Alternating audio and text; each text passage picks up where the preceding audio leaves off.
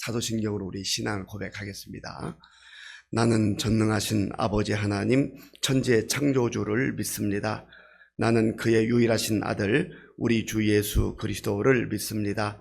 그는 성령으로 잉태되어 동정녀 마리아에게서 나시고 본디오 빌라도에게 고난을 받아 십자가에 못 박혀 죽으시고 장사된 지 사흘 만에 죽은 자 가운데서 다시 살아나셨으며 하늘에 오르시어 전능하신 아버지 하나님 우편에 앉아 계시다가 거기로부터 살아있는 자와 죽은 자를 심판하러 오십니다. 나는 성령을 믿으며 거룩한 공교회와 성도의 교제와 죄를 용서받는 것과 몸의 부활과 영생을 믿습니다. 아멘. 하나님께서 우리에게 주시는 말씀은 히브리서 11장 1절에서 6절까지입니다.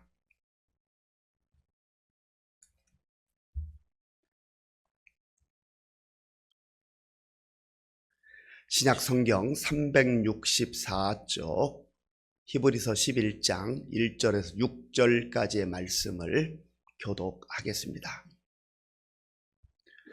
믿음은 바라는 것들의 실상이요 보이지 않는 것들의 증거니 선진들이 이로써 증거를 얻었느니라. 믿음으로 모든 세계가 하나님의 말씀으로 지어진 줄 우리가 아나니 보이는 것은 나타난 것으로 말미암아 된 것이 아니니라. 믿음으로 아벨은 가인보다 더 나은 제사를 하나님께 드림으로 의로운 자라 하시는 증거를 얻었으니 하나님이 그 예물에 대하여 증언하심이라. 그가 죽었으나 그 믿음으로써 지금도 말하느니라. 믿음으로 에녹은 죽음을 보지 않고 옮겨졌으니 하나님이 그를 옮기심으로 다시 보이지 아니하였느니라. 그는 옮겨지기 전에 하나님을 기쁘시게 하는 자라 하는 증거를 받았느니라. 믿음이 없이는 하나님을 기쁘시게 하지 못하나니 하나님께 나아가는 자는 반드시 그가 계신 것과 또한 그가 자기를 찾는 자들에게 상 주시는 이심을 믿어야 할지니라. 아멘. 오늘부터 한 주간 금년 새해를 맞이해서 신년 특별 새벽기도를 하게 되었습니다. 이번에는 히브리서 11장을 중심으로 말씀을 묵상하려고 합니다. 히브리서 11장은 믿음장이라고 하는 별명이 붙어 있습니다. 왜냐하면 믿음의 정의에 대해서 말하고 또 믿음으로 살았던 수많은 사람들의 이름이 기록되어 있기 때문에 그렇습니다. 여기에 나타나 있는 믿음의 사람들은 우리가 잘 알고 있는 유명한 사람들도 있지만 무명에 가까운 사람들도 있습니다. 그리고 심지어 이름이 기록되어져 있지 않은 그런 사람들도 있습니다. 주제 말씀이 오늘 본문에 해당하는 6절 말씀인데요. 우리가 이번에 계속해서 11장을 이렇게 묵상해 나가는데 할 수만 있으면 이 6절을 계속 읽으시고 또 읽으시면서 할 수만 있으면 암송을 하면 좋겠습니다. 믿음이 없이는 하나님을 기쁘시게 하지 못하나니 함께 나가는 반드시 그가 계신 것과 그가 또한 자기를 찾는 자들에게 상 주시는 이심을 믿어야 할지니라. 이 말씀이 히브리서 전체를 나타내는 요절과 같은 말씀입니다. 우리 관계라고 하는 게 참 중요해요. 인간 관계, 또 하나님과 관계. 관계에 있어서 중요한 게 무엇입니까? 신뢰하는 거예요. 믿어주는 거예요. 부부지 간에도, 성도 간에도, 친구 간에도, 또 이웃 사람과의 관계도 불신하면, 믿지 못하면 뭔가 마음이 불편해요. 힘들어요. 껄끄러워요. 그리고 삶이 고달픕니다. 평화가 없기 때문에 그렇습니다. 인간관계도 그래요. 그래서 인간관계에 있어서도 믿음이라고 하는 건 믿어준다는 것, 신뢰해준다는 거 얼마나 중요한지 모릅니다. 이것은 역시 영적인 것도 마찬가지예요. 내가 사람 관계는 참 좋은데 하나님과 관계가 껄끄럽다. 하나님과 관계가 좋지 않다. 아니 불신의 관계. 불신이란 게 무슨 말입니까? 아니 붙자에 믿을신. 믿지 못한다는 것 아니겠어요? 하나님은 영이시기 때문에 눈에 보이지 않습니다. 그럼에도 불구하고 하나님을 믿는 사람이 있고 믿지 않는 사람이 있어요. 그리고 하나님을 믿는 사람들 가운데서도 그 관계가 아주 친밀해서 하나님을 예수님께서 우리에게 말씀하신 거죠. 아빠, 아버지로. 아빠 하고 이렇게 친밀하게 하나님과 관계를 유지하면서 살아가는 사람이 있는가 하면 하나님이 너무 멀리 계셔. 저기 하늘에 계시고 멀리 계셔서 때로는 무섭기도 하고 두렵기도 하고, 그래서 신앙생활을 안 하면 내가 저주를 받을까 하고 형벌을 받을까. 그러니까 신앙생활을 안 할 수는 없는데 하나님이 계신 것 같기도 하고 안 계신 것, 안 믿는 것도 아니고 믿는 것도 아니고 좀 어정쩡한 관계가 있단 말이죠. 이번 기회에 이 믿음, 내가 하나님을 믿는 이 믿음으로 확신하고 그렇게 살아갈 때 마음이 든든한 거예요. 기쁜 거예요. 행복이 넘치는 거예요. 우리 인간관계도 그렇잖아요. 뭐 다른 거 대단한 게 있어서가 아니에요.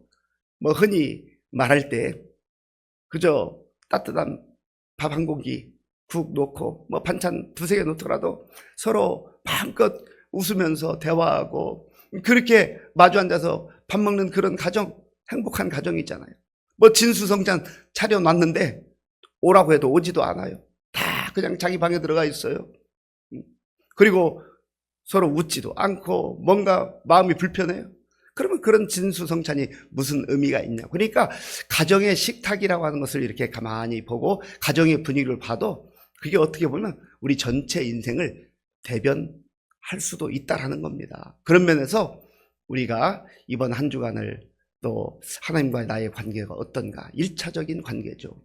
그리고 우리 인생의 관계라는 것은 나와 하나님과의 관계뿐만 아니라 이 수직적 관계뿐만 아니라 수평적으로도 내 가까이 있는 사람들과 어떤 관계 속에서 살아가고 있는가 하는 것을 잘 살펴볼 필요가 있습니다. 먼저 1절 말씀, 1절 우리 함께 읽겠습니다. 믿음은 바라는 것들의 실상이요 보이지 않는 것들의 증거니. 아멘.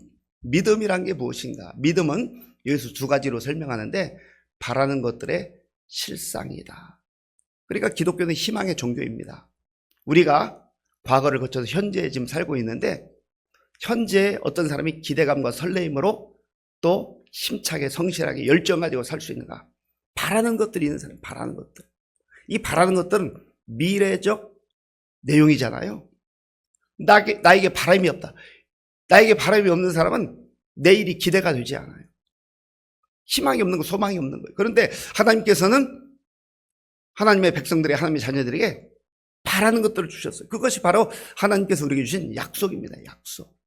약속이 있기 때문에 우리가 기다리는 거잖아요. 약속이 없이 그냥 무작정 기다려야 한다면 그것만큼 지루하고 고역스러운 게 없습니다.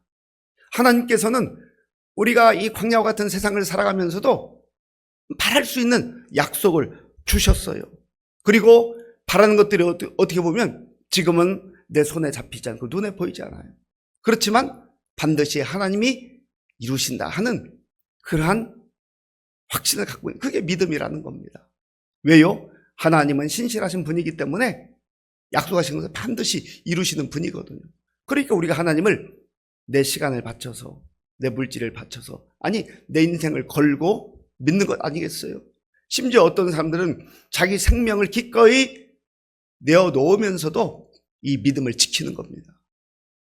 왜냐하면 하나님께서 반드시 그 약속을 이루실 것을 믿기 때문에 그런 것이죠. 그리고 또한 이 믿음은 보이지 않는 것들의 증거다. 우리 사람들은 대부분 내 손에 잡히는 것, 눈에 보이는 것 중심으로 살아갑니다.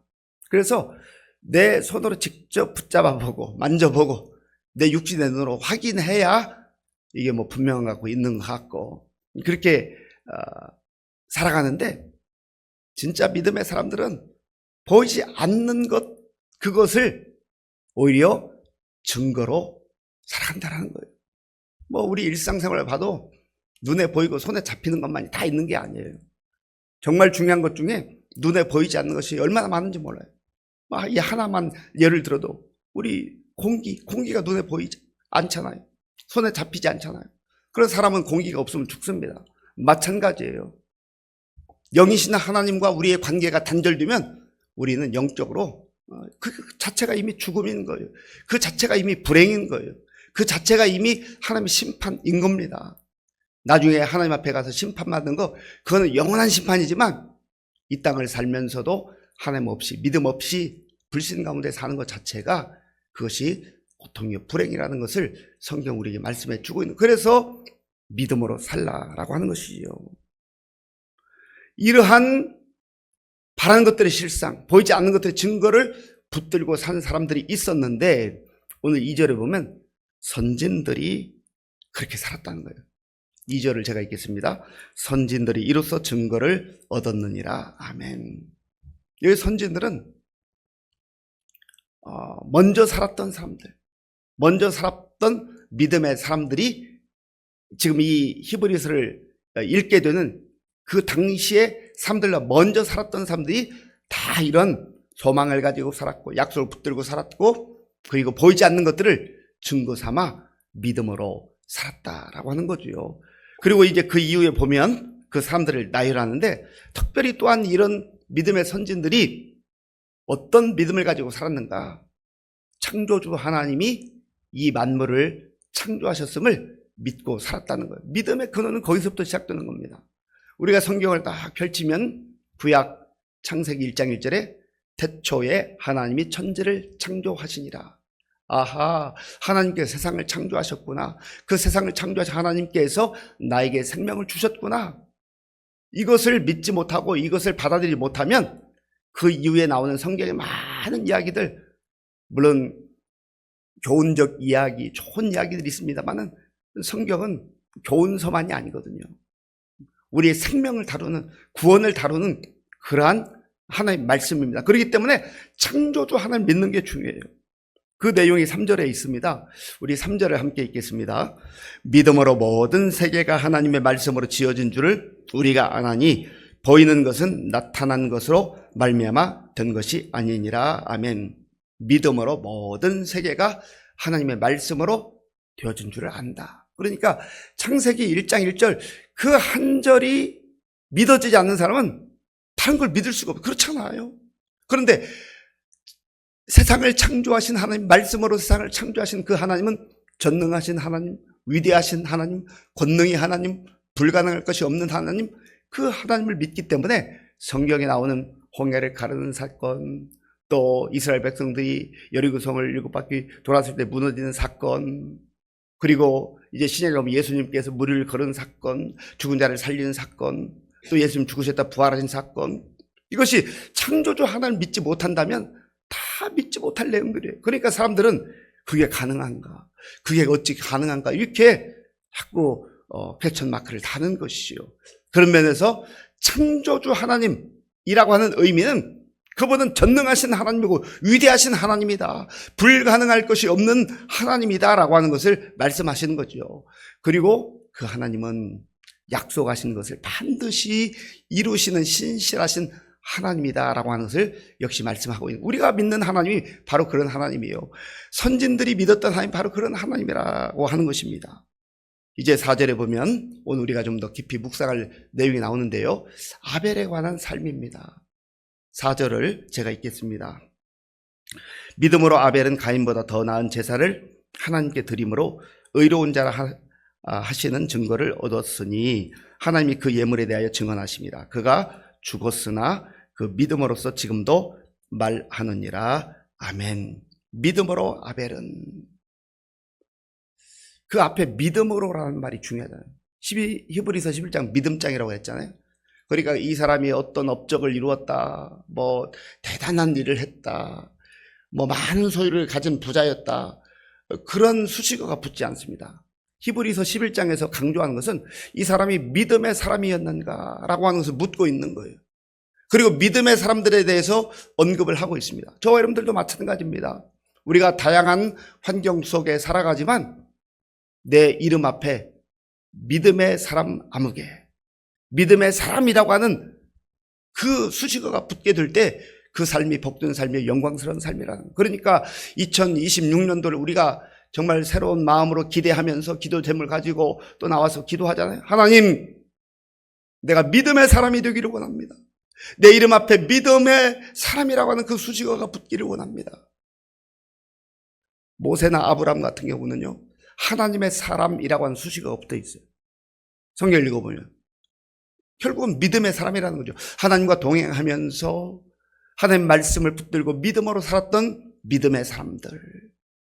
그 믿음의 사람들 가운데 저와 여러분들의 이름도 들어가야 되지 않겠어요? 아벨은 가인보다 더 나은 제사를 드렸다. 믿음의 사람들은 여기 제사라고 표현된 것은 예배를 말합니다. 창세기 4장에 보면 아담과 하와의 첫째 아들이었던 가인이 제사를 드렸고 또 아벨도 제사를 드렸어요. 예배를 드렸어요. 그런데 가인은 농사를 하는 사람이었기 때문에 농작물로 하나님께 나가 예배를 드렸고 또 아벨은 양을 치는 사람이었기 때문에 양의 첫 새끼와 또 그 기름을 가지고 하나님 앞에 나아가 예배를 드렸어요. 그런데 문제는 하나님께서 가인의 예배는 받지 않으시고 아벨의 예배를 받으셨다는 거예요. 여기서 우리가 기억해야 될 것은 믿음으로 드리는 예배를 하나님 기뻐하시고 받으신다는 겁니다. 예배를 10번 드리고 20번 드리고 100번을 드려도 믿음으로 드리지 않는 예배는 하나님께서 받지 않아요. 이사야 1장을 읽어보면 하나님께서 이사야 선지자를 통해서 하신 말씀이에요. 너희가 지금까지 무수한 재물을 나에게 가져왔구나. 무수한 수를 헤아리기 어려울 정도의 제사를 드렸구나. 그러나 나는 받은 적이 없다. 그렇게 말씀하시거든요. 그런데 어리석게도 이스라엘 백성들은 그걸 모르는 거예요. 그저 숫자만 하나 더 올려놓으면 잘하는 줄 알고 착각했던 거죠. 우리 신앙의 연조가 1년, 10년, 20년, 30년 되면 믿음이 좋은 줄로 착각해서는 안 된다는 거예요. 하나님이 기뻐 받으시는 예배자로 살아가고 있는가? 그러면 하나님이 어떤 사람의 예배를 받으신가? 그 마음을 보시는 마음. 내가 어떤 마음으로 하나님 앞에 나아가는가? 아마도 이 가인은 믿음으로 예배를 드리지 않았다고 하는 걸 보면 형식적인 예배였던 것 같아요. 몸은 예배 장소에 있었고 뭐 재물도 나름대로 있었어요. 그런데 마음이 없는 거예요. 몸만 나와 있는 거예요. 그러니 하나님께서 그 예배를 받으시겠냐고요. 마음이 없으니 정성이 없는 거죠. 그저 대충 흉내는 내지만 거기에 정성이 담겨 있지 않은 거죠. 하나님께서 기뻐 받으시는 예배는요, 마음이 담긴 예배, 정성이 담긴 예배예요. 그래서 요한복음 4장에 보면 예수님께서 하나님은 영과 진리로 예배드린 자를 기뻐하시고 그런 사람들을 찾으신다. 심지어 하나님께서는 누가 예배를 제대로 드리는 정성으로 믿음으로 또 마음을 다하여 드리는지를 찾으신다라고 말씀하고 있는 거죠. 저와 여러분들이 그러한 믿음으로 예배를 드리는 사람들이 될 수 있기를 바랍니다. 아벨이 그래서 하나님께 그 예배를 드릴 때 받아주신 거예요. 그리고 가인은 안타깝게도 형식적 예배는 있었지만 그러나 하나님 보시기에 마음도 없고 정성도 없고 그저 형식만 껍데기만 있는 예배에 불과했다라는 겁니다. 또한 우리가 이 아벨의 예배를 통해서 한 가지 기억해야 할 것은 로마서 12장 1절 2절에 나와 있는 내용인데요. 예배드리는 그 시간만의 예배가 아니라 어디에서 살아가든 가정에서도 직장에서도 또 사회 생활 속에서도 예배하는 자세와 태도로 그런 마음으로 살아가는 것이 중요하다는 거. 이걸 흔히 생활의 예배 혹은 삶의 예배라고 합니다. 우리 그리스도인들 때로는 믿지 않는 사람들에게 손가락질을 당하는 이유가 무엇입니까? 교회는 열심히 다니는데 일반 생활 속에서 일상생활 속에서 본이 되지 않는 거예요. 오히려 하나님 믿지 않는 사람들보다 못한 거예요. 그럴 경우에 쓴소리를 듣기도 하고 손가락질을 당하기도 하잖아요. 사실 세상 사람들도 예수 믿는 사람들을 눈여겨봅니다. 그리고 교회 다니는 사람들 예수 믿는 사람들이라고 한다면 뭔가 나하고는 좀 다른 모습이 있기를 기대하는 거예요.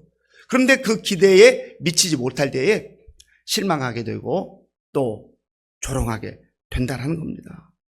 바라기는 저와 여러분들이 교회 안에서도 하나님 앞에 온전한 예배를 드림으로 정성으로 드림으로 칭찬받고 인정을 받아야 되겠지만 우리의 일상생활 속에서도 믿지 않는 자들과 함께 더불어 살아가는 그 상황 속에서 형식적인 예배는 그곳에는 없을지 모르지만 나의 삶으로 드리는 예배가 하나님 앞에 올려질 때 하나님께도 영광 돌리고 또 주변 사람들에게도 정말 번이 되는 그러한 믿음의 삶을 살아가게 될 줄로 믿습니다.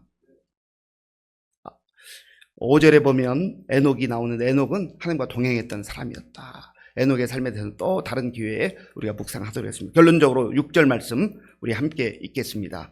믿음이 없이는 하나님을 기쁘시게 하지 못하나니 하나님께 나아가는 자는 반드시 그가 계신 것과 또한 그가 자기를 찾는 자들에게 상 주시는 이심을 믿어야 할지니라. 아멘.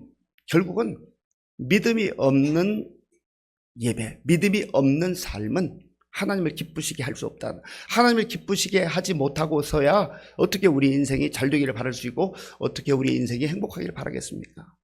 결국은 잘 산다는 것, 복된 인생을 산다는 것, 행복하게 산다는 것은 하나님과 믿음으로 신뢰 관계가 깊어지는 거예요. 가까워지는 거예요. 그럴수록 우리의 삶 속에 평안이 넘치고 기쁨이 넘치고 감사가 넘치는 삶을 살게 되는 거예요. 그리고 나머지는 하나님께서 하나님과 동행하고 하나님께 진정으로 예배하고 하나님을 기쁘시게 하는 그런 삶을 살아가는 사람들의 그 발걸음을 지켜주시고 인도해 주시는 거죠. 오늘 이 말씀 마음에 깊이 간직하셔서 정말 나는 믿음으로 살아가고 있는가? 내 이름 앞에 믿음의 사람이라고 하는 수식어를 붙일 만한가? 하나님께서 그렇게 기쁨으로 붙여주실까? 그리고 아벨과 같이 이렇게 어떤 형식으로서의 예배뿐만 아니라 그 안에 담겨진 정성과 또 마음과 믿음이 있어서 하나님이 기뻐 받으신 예배인가? 그걸 좀 넘어서서 예배당 안에서만이 아니라 우리의 삶의 자리에서 가정에서도 직장에서도 또 사회 공동체 속에서도 어디 가든지 저 사람은 진짜 예수 믿는 사람이야. 저 사람은 뭔가 달라. 저 사람은 정말 신앙이냐. 그러한 칭찬도 받고 인정도 받으며 하나님께 영광 돌리시는 저와 여러분들이 될 수 있기를 바랍니다. 아버지 하나님 감사합니다. 오늘부터 한 주간 새해를 주신 하나님께 감사하며 또 우리의 마음에 기도의 제목을 하시고 하나님 앞에 기도하기를 원합니다. 아버지 하나님 무엇보다도 우리에게 주신 말씀 마음에 깊이 새기게 하시고 하나님이 기뻐하는 믿음의 사람들로 우리가 더욱더 성장하게 하시고 성숙해질 수 있도록 인도하여 주시옵소서. 하나님 앞에 귀한 예물을 드리는 손길이 있사오니 기쁘게 받아주시고 이 물질이 쓰이는 곳에 아버지의 영광이 나타나게 하여 주옵소서.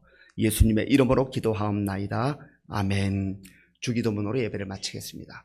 하늘에 계신 우리 아버지, 아버지의 이름을 거룩하게 하시며 아버지의 나라가 오게 하시며 아버지의 뜻이 하늘에서와 같이 땅에서도 이루어지게 하소서. 오늘 우리에게 일용할 양식을 주시고 우리가 우리에게 잘못한 사람을 용서하여 준 것 같이 우리 죄를 용서하여 주시고 우리를 시험에 빠지지 않게 하시고 악에서 구하소서. 나라와 권능과 영광이 영원히 아버지의 것입니다. 아멘. 오늘 우리에게 주신 말씀을 생각하면서 기도하시고요. 또 나라와 민족을 위해서 그리고 우리 교회 많은 어르신들과 환우들을 위해서 기도해 주시기 바라고 다음 세대와 다음 세대를 양육하는 우리 교육자들과 선생님들을 위해서 기도해 주시기 바랍니다. 군 복무중 우리 청년들과 또 선교사님들을 위해서 기도해 주시고 또 우리 각자가 가지고 나온 기도의 제목을 가지고 기도하겠습니다.